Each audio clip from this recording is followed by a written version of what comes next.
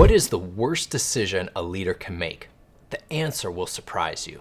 Now, Battalion S3 is planning a move, so I will probably be called away regularly.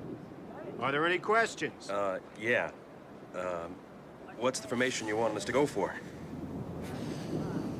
At present, as per usual, but I'll clarify that with you at a later time, Lieutenant Compton. Yes, sir.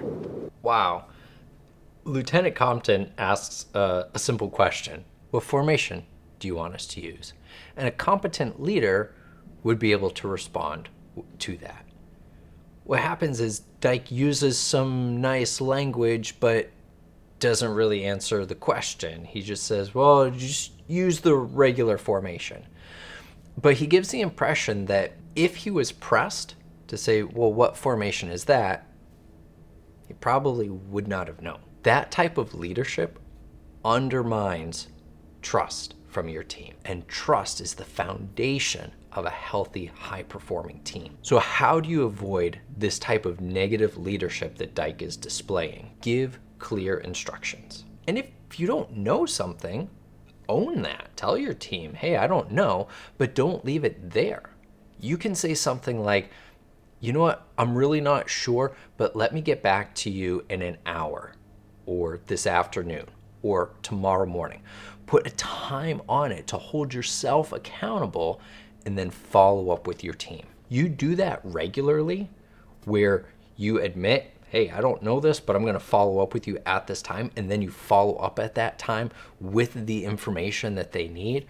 You are going to start building those layers of trust with your team, and that is the foundation of a healthy, high-performing team.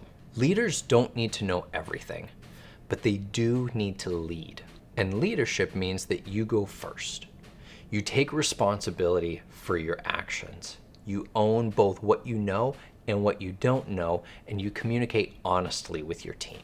When you do that, you create the safety necessary for them to function at their best. This week, if you are struggling to make a decision, ask for help. Be honest. You could reach out to a mentor, a peer leader, or even your team to come to them and say, hey guys, I think we need to move this direction, but I'm not 100% sure. What are your thoughts? Bring them into the decision-making process. It does two things for you. First, it builds trust because you're being authentic and vulnerable, recognizing your limits. And then two, it builds collaboration.